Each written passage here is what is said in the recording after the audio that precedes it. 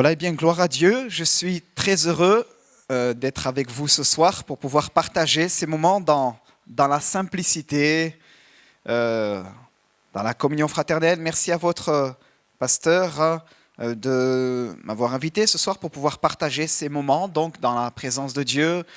Effectivement, comme il a fait les présentations, j'allais les faire. Alors donc, il a tout dit. Donc, effectivement, je suis sur Cluse, domicilié sur Cluse, où nous avons là-bas aussi à charge une église. Nous sommes sur Cluse depuis maintenant, nous sommes dans notre 2e année. Avant cela, nous étions en Ardèche, donc à peu près aux alentours de, on va dire, c'est enclavé entre Lyon et Valence, donc plus dans le sud de la France. Sinon, je suis originaire du sud de la France et comme mon nom l'indique, Nordine Touamia, je suis aussi d'origine algérienne, de père et de mère algérien. J'ai rencontré le Seigneur à l'âge de 19 ans où là, pour la énième fois, on m'avait parlé de Jésus-Christ. Mon père et ma mère, je suis aussi d'une famille musulmane. Et donc, j'ai grandi dans les rudiments de l'islam, avec une pratique de l'islam qui était une pratique dite traditionnelle, donc avec les fêtes religieuses, le ramadan, l'Eid al-Kbir, c'est donc la période où on va sacrifier le mouton, les prières liturgiques, tout cela. Et jusqu'à ce qu'à l'âge de 19 ans, alors que je faisais des recherches concernant Dieu depuis toute mon adolescence et je m'intéressais beaucoup à la religion de mes pères. Et là, à l'âge de 19 ans, le Seigneur est venu frapper à la porte de mon cœur. Comment ? Par le biais de certaines personnes qui sont venues me trouver et là m'ont rendu témoignage. Ça s'est passé dans la rue. Cela faisait déjà plusieurs fois que des personnes me parlaient de Jésus-Christ comme étant le sauveur du monde. Et moi, eh bien, je disais non, vous avez Jésus-Christ, vous les Occidentaux. Et nous, les Orientaux, eh bien, nous avons le prophète Mohammed, le prophète Mahomet, jusqu'à ce que je comprenne eh bien, que comme il y a, comme j'ai l'habitude de dire dans mon témoignage, un seul soleil qui brille sur l'ensemble des nations, de la même manière, il y a un seul sauveur que Dieu a donné pour chaque être humain. Alléluia. Et ce sauveur, il s'appelle Jésus-Christ. Amen. L'Écriture nous dit qu'il n'y a aucun autre nom qui a été donné par lequel nous devions être sauvés. Et ce nom, c'est le nom de Jésus. Et là, je suis venu à l'église et dans une réunion très simple comme ce soir, eh bien, je suis entré dans ce lieu de culte et le Seigneur m'a interpellé au travers de sa parole et j'ai compris que je voulais être agréable à Dieu, que je voulais plaire à Dieu, tout sauf par Jésus-Christ. Et ce jour-là, c'était en 94, mai 94, Dieu me révélait très clairement qu'en dehors de Jésus, je ne pouvais pas être sauvé. Je ne pouvais pas lui être agréable et que Jésus était le pont que le Père avait jeté entre lui et moi afin que je sois réconcilié. Et la Bible dit, effectivement, c'est bien après en lisant la Bible que j'ai découvert ce verset de l'Écriture où il est écrit « Car il y a un seul Dieu et un seul médiateur entre Dieu et les hommes, Jésus-Christ homme. » Alléluia. Et j'ai compris que Jésus avait été donné pour moi en tant que médiateur pour que je sois réconcilié avec le Père. Alléluia. Et par la suite, Dieu m'a appelé et aujourd'hui, eh bien, cela fait quelques années maintenant que eh bien, je marche avec Jésus et je suis dans la joie eh bien, de pouvoir marcher avec lui, de pouvoir encore plus le servir. C'est un grand privilège.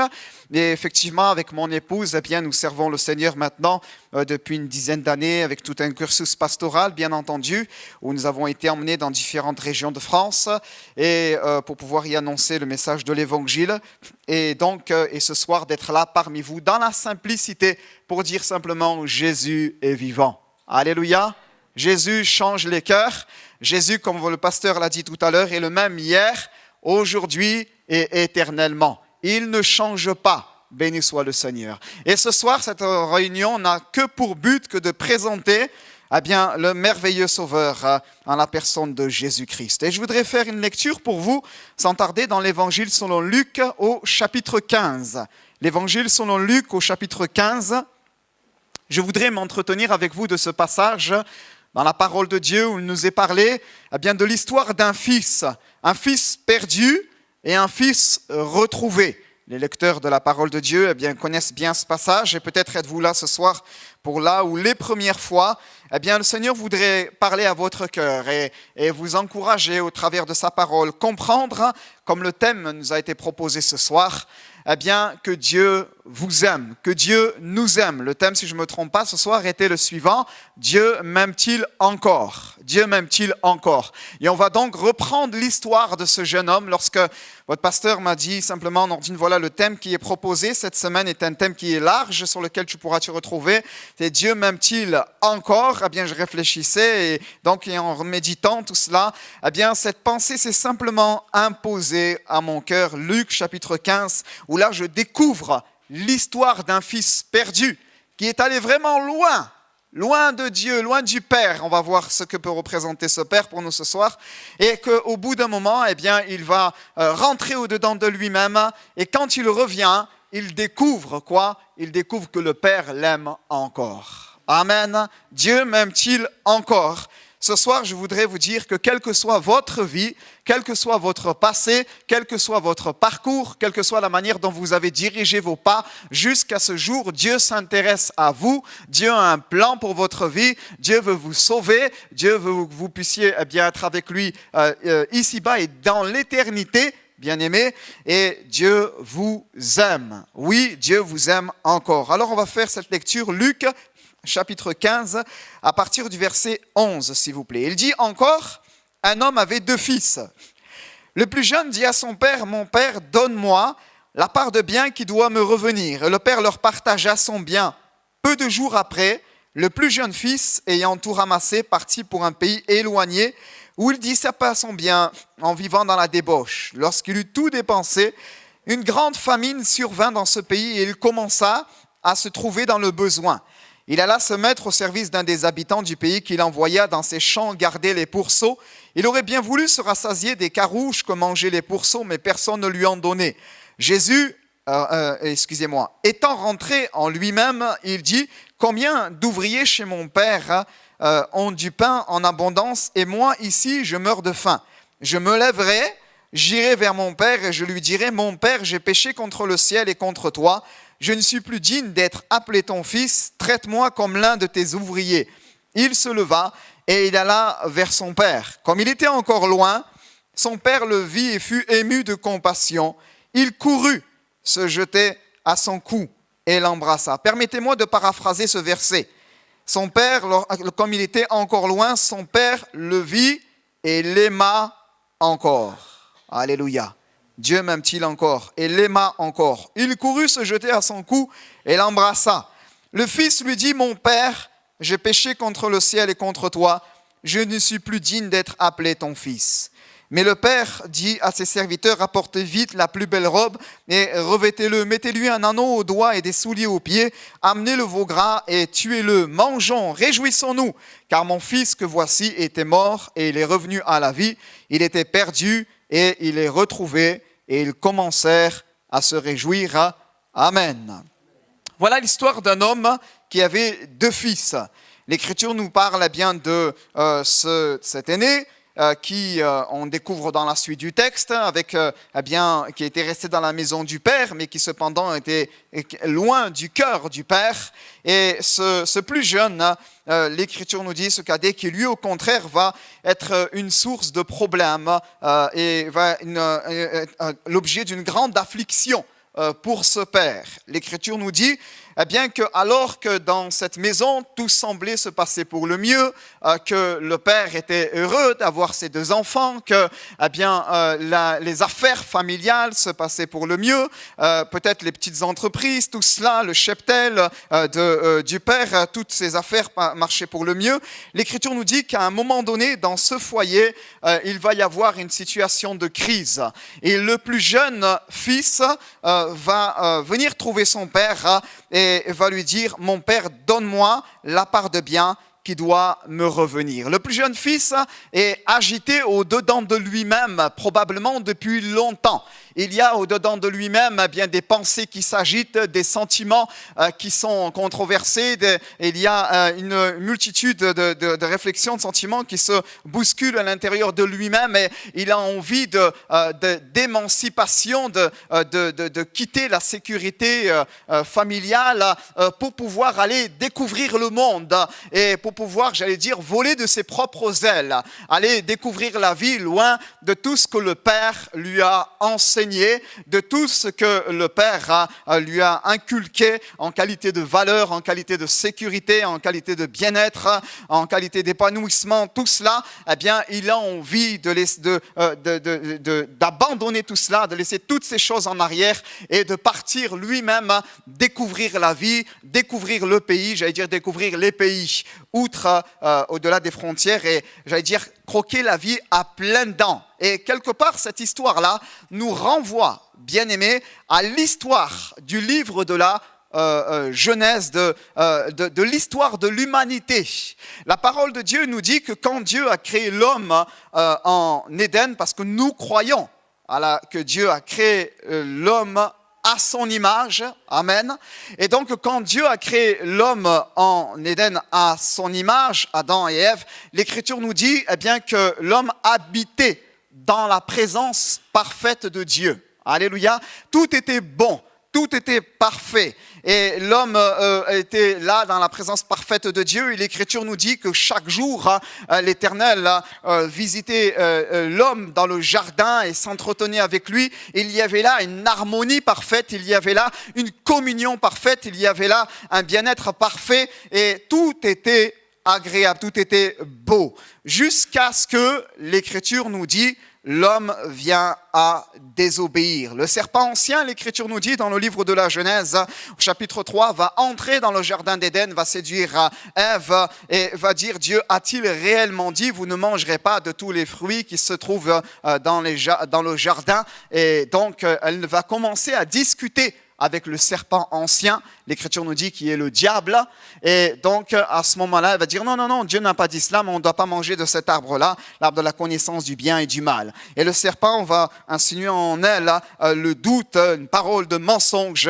en disant mais Dieu sait en vérité que le jour où vous en mangerez, eh bien vos yeux s'ouvriront et vous deviendrez comme des dieux. Elle va voir que le fruit était beau, agréable à la vue, précieux pour ouvrir l'intelligence, elle va le prendre, elle va en consommer, elle va en donner à son compagnon qui était à côté. Et là, l'Écriture nous dit qu'à partir de ce moment-là, il y a acte de désobéissance. Et à partir de ce moment-là, le péché va entrer dans le monde et par le péché, la mort et son cortège de malheur. Et en Adam, l'Écriture nous dit, tous ont péché et sont privés de la gloire de Dieu. Quelquefois, on voit les malheurs qui peuvent agiter notre société, nos sociétés, notre monde. Et donc, on se pose mille et une questions. Et s'il y avait un Dieu, excusez-moi l'expression, mais un bon Dieu, certains vont dire, eh bien, il n'y aurait pas tous ces malheurs. Mais ils oublient ce qui s'est passé, ce que l'Écriture nous dit en Éden, et ce qui est en vérité le fruit de la désobéissance de l'homme.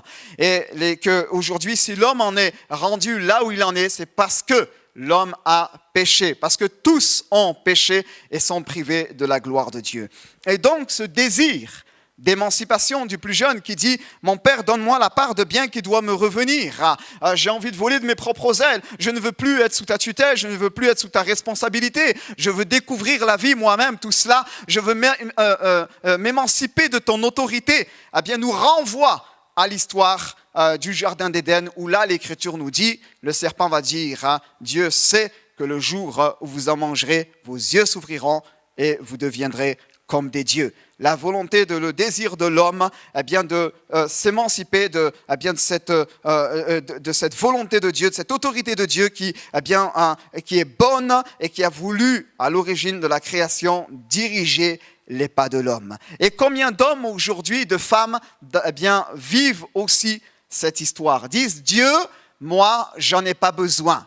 Dieu, moi, eh bien, je n'ai pas besoin de ces choses-là. Je considère Dieu, eh bien, que c'est juste des béquilles, c'est juste pour certaines personnes.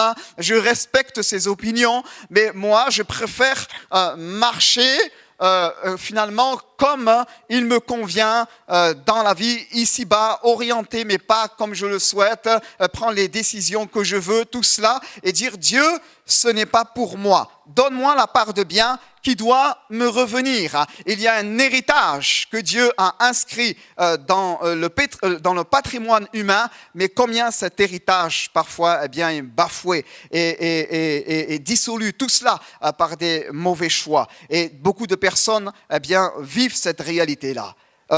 Je ne suis pas né chrétien. On ne naît pas chrétien, on le devient. Comment? Par le moyen de la nouvelle naissance. Alléluia, avec une rencontre personnelle avec Dieu, avec le Père. Amen.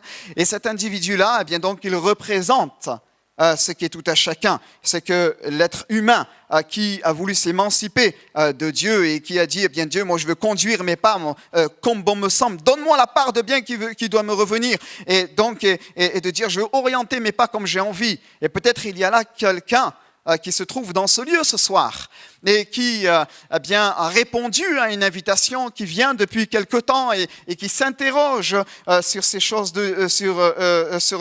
concernant la parole de Dieu.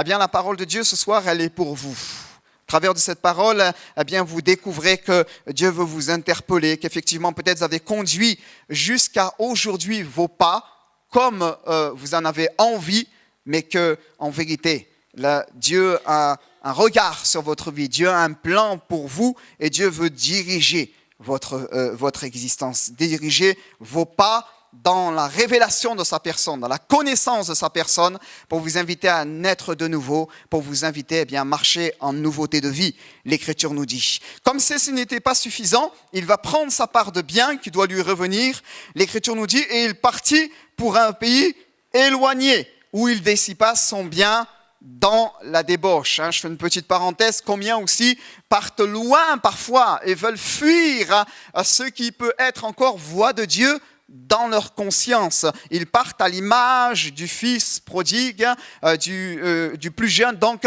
pour un pays éloigné, loin de la présence du Père, loin de la voix du Père, loin du souvenir du Père. J'ai parfois connu des gens, je parlais il y a quelque temps en arrière, je revenais de Bordeaux d'un comité et dans mon vol, donc Bordeaux-Genève, eh bien, je m'entretenais avec un monsieur dans l'avion et spontanément, le dialogue s'est noué entre lui et moi. Et donc, on a parlé et on a échangé ensemble. Et cet homme me disait qu'il était allé sur Bordeaux pour donc participer aux obsèques de sa grand-mère. Sa grand-mère qu'il aimait tant était partie. Sa grand-mère qu'il aimait tant était une femme pieuse. Et au soir de sa vie, alors qu'elle était en proie à la souffrance, tout cela, elle a demandé « Seigneur, reprends-moi près de toi ». Et cette dame, au milieu de toutes ses souffrances, est partie dans la paix. Et Dieu l'a rappelé à lui. Parce que cette grand-mère, eh bien, la foi dans le Fils de Dieu habitait en elle. Et cette grand-mère avait voulu inculquer pendant des années eh bien, ces choses, ces valeurs, cet enseignement, cette puissance de vie à son petit-fils. Mais son petit-fils ne l'avait pas reçu. Et pendant des années, son petit-fils va vivre loin de cet héritage que sa grand-mère avait voulu lui communiquer. Et il va partir à l'image, à l'instar de ce fils prodigue, pour un pays éloigné, loin de la demeure familiale. Et il va vivre dans la débauche, de manière très dissolue, de manière très marginale. Il va étouffer en lui tout ce qui pouvait représenter voix de Dieu. Et alors que je parlais avec lui, et moi-même issu de quartiers sensibles de tout cela, eh bien, tout cela, mon œil est exercé à ces choses-là. Eh bien, j'ai reconnu effectivement qu'il y avait là un homme qui était bas tombé et qui avait probablement bien des dépendances dans sa vie, qui avait touché à bien des choses dans sa vie. Et alors que nous parlions, je lui disais que moi j'étais pasteur et je commençais à lui parler du Seigneur et on échangeait ensemble dans l'avion. Eh bien, il me disait, et à ce moment-là, il m'a ouvert ouvert le cœur et c'est à ce moment-là qu'il m'a expliqué qui était sa grand-mère, ce que sa grand-mère lui avait enseigné pendant toute son enfance, pendant toute son adolescence, comment lui s'était éloigné de ces choses-là, comment 15 jours avant, cela n'aurait été même pas possible que je puisse lui parler de Dieu dans cet avion en échangeant ensemble, parce que son cœur était complètement fermé à ces choses. Mais au travers de la souffrance, au travers de la détresse, Dieu était en train de le rappeler. Alléluia, en lui disant que je t'aime encore. J'ai un plan pour toi, je te cherche, je veux te sauver, je veux diriger tes pas.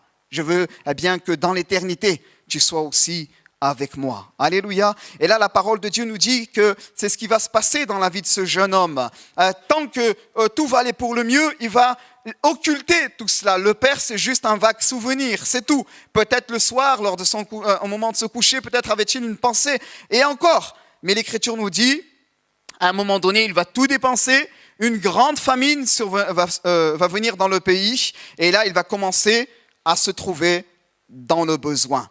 Il va commencer à se trouver dans le besoin, il va se rendre près de l'un des habitants du pays, il va devenir donc gardien des pourceaux et il va même désirer manger la nourriture, les caroubes ou les carouges que mangeaient les pourceaux. Et l'Écriture nous dit, eh bien même pas cela, il avait le droit de le toucher, personne ne lui en donnait. Il se trouve dans une situation tragique. Certains diront, il est descendu au fond, il a touché le fond. Il a touché le fond. L'Écriture nous dit, au jour du malheur, réfléchis. Au jour du malheur, réfléchis. Quelqu'un a dit, parmi les instruments dont Dieu se sert pour nous attirer à lui, il y a aussi celui de la souffrance. Alléluia.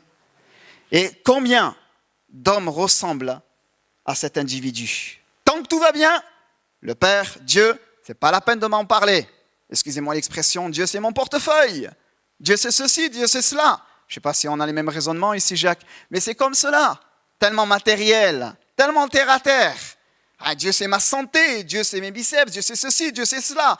D'autres vont dire, jusqu'au jour où les choses sur lesquelles on s'appuie, à ce moment-là sont ébranlées, qu'on perd pied et qu'on se rend compte que ces choses n'étaient purement humaines, que factices, et qu'à ce moment-là, on lève les yeux et on se dit, s'il y a un Dieu, qui s'intéresse à moi, je vais me tourner vers lui, je vais crier vers lui. Et l'Écriture nous dit, c'est au milieu du malheur que cet homme a commencé à réfléchir.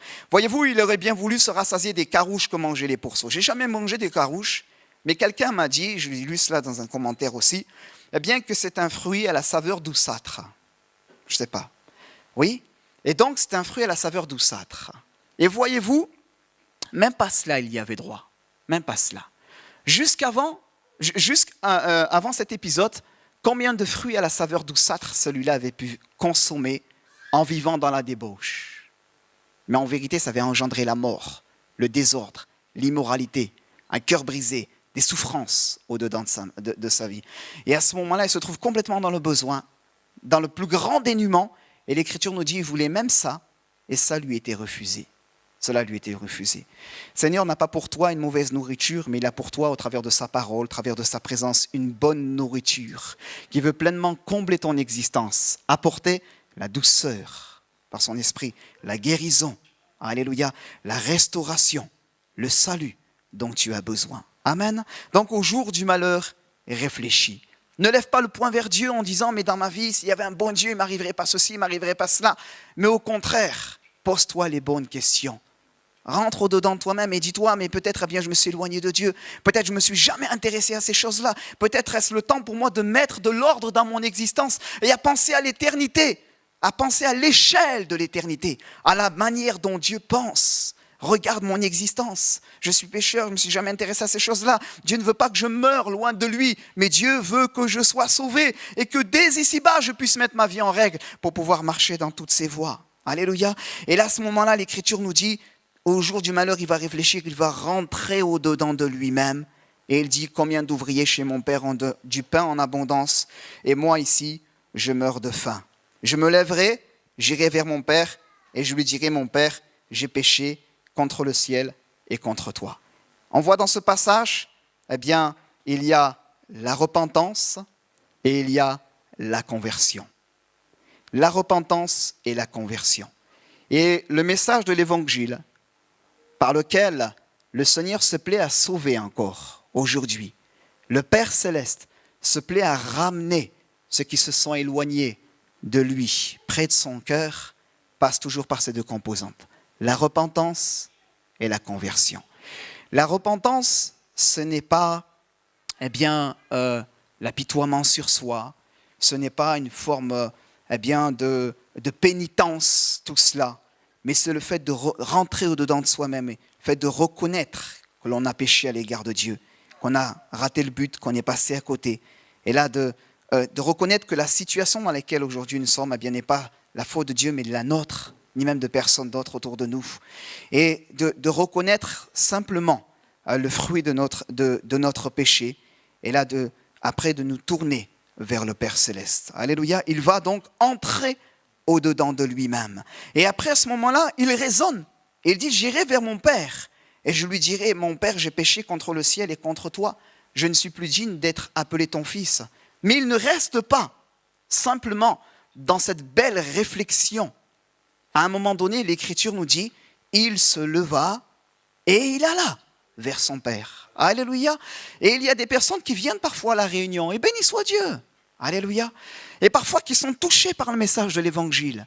Et ils sentent au-dedans d'eux-mêmes l'Esprit de Dieu travailler leur cœur, leur âme, pour les inviter à la conversion, à la nouvelle naissance. Et ils sont conscients qu'à l'intérieur d'eux-mêmes, ils ont besoin de demander pardon au Seigneur. Peut-être ils ont répondu à l'appel. Peut-être ils ont à l'intérieur d'eux-mêmes compris certaines choses. Mais Dieu veut que vous puissiez faire un pas de plus. Alléluia. Non pas en rester au stade de la réflexion, mais prendre une position pour lui, devant lui. Alléluia, devant le Seigneur. Il se leva et il alla. S'il était juste resté dans son coin avec ses pourceaux, avec ses belles pensées, il serait resté dans le même état dans lequel il était. Mais l'Écriture nous dit, il fit ce constat, donc, et après il se leva et il alla. Alléluia, repentance et conversion, métanoïa. Faire un demi-tour sur soi-même. J'allais dans une mauvaise direction. Seigneur, j'en suis conscient. Maintenant, je ne veux plus continuer dans ces chemins qui mènent à la perdition. Mais Seigneur, ta parole m'interpelle. Je veux retourner vers toi. Je veux aller vers la présence du Père. Je suis conscient que tu m'aimes. Alléluia, que tu as un plan pour moi. Seigneur, en tout cas, je veux revenir vers toi. Je veux bien humblement mettre ma vie en règle devant toi. Alléluia. Et la parole de Dieu nous dit, il alla vers son Père. Et moi, je ne peux pas imaginer ce fils prodigue aller vers son père, ce fils perdu, aller vers son père, comme cela, avec, de manière effrontée.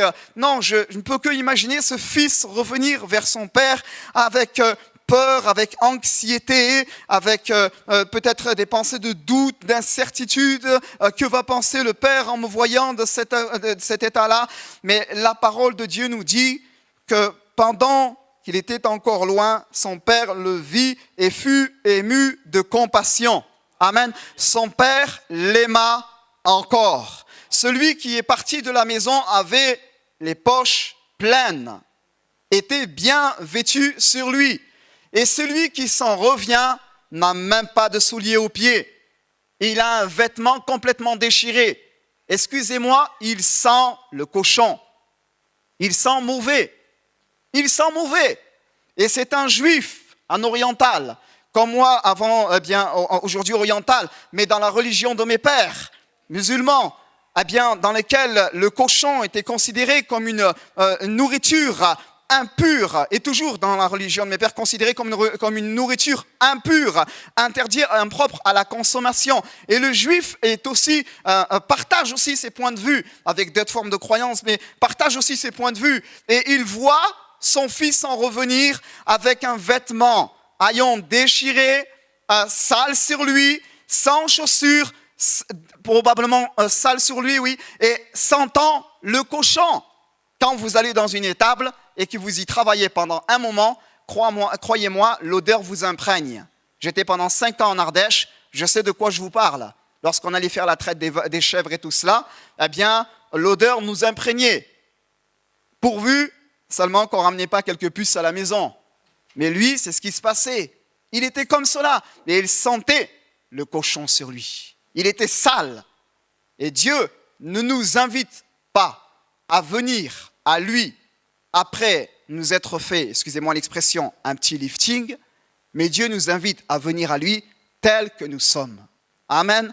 Avec notre péché, avec notre salissure, avec notre odeur nauséabonde du péché, avec nos mauvaises expériences, avec nos blessures du passé, avec notre chemin que nous avons emprunté, qui n'était pas à sa gloire. Dieu nous invite à venir à lui tel que nous sommes.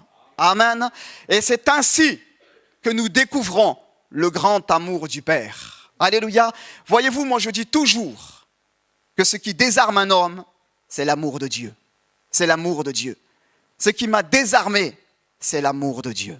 Alléluia. Et plus d'une fois, dans ma propre expérience chrétienne, mon cheminement, eh bien, lorsque des fois, Nordine avait envie de raidir le cou là, et de résister à la volonté de Dieu, de faire d'autres choix, lorsque j'étais dans la présence de Dieu, l'Esprit de Dieu m'a touché au fond de moi-même. Et ce qui m'a fait fondre devant le Seigneur, et ce qui m'a fait revenir parfois de mes mauvaises voies ou de mauvaises pensées, tout cela, ça a toujours été l'amour de Dieu. Prendre conscience combien Dieu m'aimait, cela a toujours bouleversé mon cœur. Alléluia. Et je prie ce soir pour que cet amour de Dieu soit tangible pour vous et qu'il puisse aussi bouleverser votre cœur. Alléluia. Voyez-vous, celui qui part, celui qui s'en revient de ces champs de pourceaux vers la maison du Père, revient pour trouver une certaine sécurité. Il pense aux ouvriers qui chez son père ont du pain en abondance et lui ici meurt de faim. Il dit voilà, je vais aller vers mon père, j'ai péché contre le ciel et contre toi, je ne suis plus digne d'être appelé ton fils, mais traite-moi comme l'un de tes ouvriers. Donc ce qui l'intéresse, c'est d'avoir quelque chose dans la gamelle. C'est cela qui l'intéresse. Mais la démarche est là. Il prend conscience de tout le mal qu'il a fait à son père, de comment il a dilapidé l'héritage que le père lui avait donné. Il prend conscience du péché qu'il a commis, de tout cela. Mais il pense aux ouvriers qui, eux, ont quelque chose à manger et lui n'a rien. Et donc, il raisonne en termes de survie. Et il dit, il me faut quelque chose. Et pour cela, il faut que je retourne chez mon père. Mais sur le chemin, alors qu'il est en train de marcher, il se souvient de son père. Et le visage de son père, alors qu'il n'est pas encore de visu, il n'en a pas encore physiquement devant lui, eh bien, se dépeint dans son esprit. Et il se souvient de l'amour de son père à son égard. Et le fils qui se présente devant le père ne vient pas de manière intéressée pour que Dieu lui donne quelque chose. Autrement dit, pour que le père puisse subvenir à ses besoins, même en qualité d'ouvrier simplement. Ça sera déjà suffisant. Mais celui qui revient, celui qui se présente devant le Père, eh bien, il a sans aucune objection. Il réalise juste qu'il a péché. C'est tout. Alléluia. Et c'est comme cela que Dieu veut nous voir venir vers lui, le Père céleste. Combien de fois des hommes, des femmes, hélas, sont venus vers Dieu en disant et en voulant recevoir quelque chose, en raisonnant à la manière du fils prodigue. Combien d'ouvriers chez mon père ont du pain en abondance. Donc je vais retourner vers mon père, comme ça je vais aussi, moi aussi, avoir quelque chose à manger et je vais pouvoir survivre. Donc ces chrétiens évangéliques disent que Jésus est vivant, que le Père est vivant. Alors donc je vais aller là-bas parce que je me trouve dans le besoin, dans la précarité, sur le plan moral, sur le plan affectif, sur le plan spirituel. J'ai des besoins même matériels et donc je vais prier leur Dieu. Et là je vais pouvoir recevoir moi aussi du pain. Je vais pouvoir aussi recevoir la grâce de Dieu. Non, Seigneur ne veut pas que tu t'approches vers lui de cette manière-là. Seigneur veut que tu puisses venir vers lui en réalisant que tu as péché. Simplement. Sans vouloir monnayer quelques grâces, quelques bénédictions de la part de Dieu, mais en venant tel que tu es simplement. Et Dieu va manifester sa gloire dans ta vie. Alléluia. Et Dieu manifestera sa gloire dans ta vie. La parole de Dieu nous dit, le fils va lui dire, mon père, j'ai péché contre le ciel et contre toi, je ne suis plus digne d'être appelé ton fils. Point. Le père ne lui coupe pas la parole. Il ne dit pas, traite-moi comme l'un de tes ouvriers. Finalement, mon expérience s'est mal passée. Est-ce qu'au moins tu peux me traiter comme l'un de tes ouvriers? Non, je ne suis plus digne d'être appelé ton fils, point. Celui qui s'en est revenu sur le chemin a réfléchi. Il a compris quel a été son égarement. Il s'humilie devant le Père et il ne prétend rien. Mais il vient tel qu'il est, simplement. Et il découvre un Père aimant. Il découvre un Père qui l'aime toujours. Alléluia. Le thème de ce soir, Dieu m'aime-t-il encore? Amen. Peut-être tu ressembles à ce fils prodigue. Peut-être vos pas, vous ont amené à pratiquer des choses, à aller loin de Dieu. Peut-être pendant certaines années de votre vie, vous avez levé le poing contre Dieu. Peut-être avez-vous dit même des choses qui ne sont pas dignes d'être nommées dans ce lieu, contre la foi, contre ceux qui pratiquaient la foi, contre Dieu.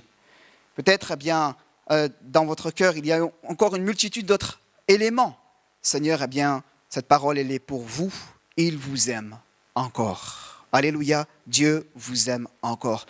Tandis qu'il le vit, son Père, il fut ému de compassion. Il aimait encore dans cet état-là? Oui, il aimait encore dans cet état-là. Dieu nous aime, alors que parfois nous sommes partis tellement loin de lui. Il nous aime encore.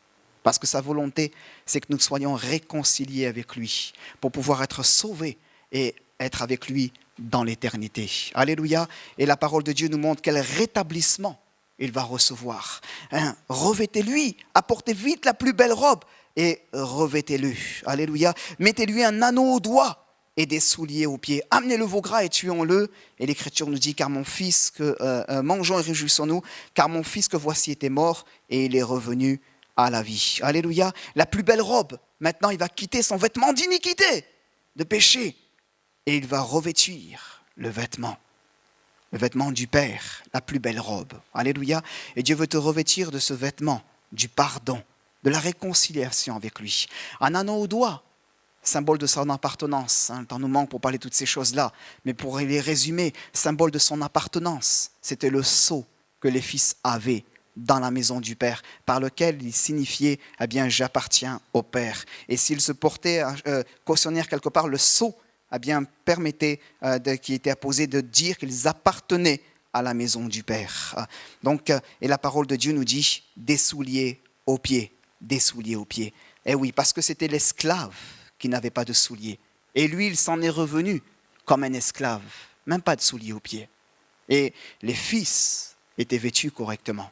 Ils avaient ces souliers. Et alors que nous avons été parfois esclaves du péché, loin de Dieu, le Seigneur nous accueille. Le Père Céleste nous accueille et il fait de nous des fils et des filles de Dieu. Alléluia. Alors on va ensemble prier le Seigneur. Oui, Dieu t'aime encore. Dieu m'aime-t-il encore? On va ensemble se recueillir et on va ensemble prier le Seigneur. La parole de Dieu nous a été dépeinte ce soir. Cette histoire, c'est notre histoire. Alléluia. C'est l'histoire de l'être humain.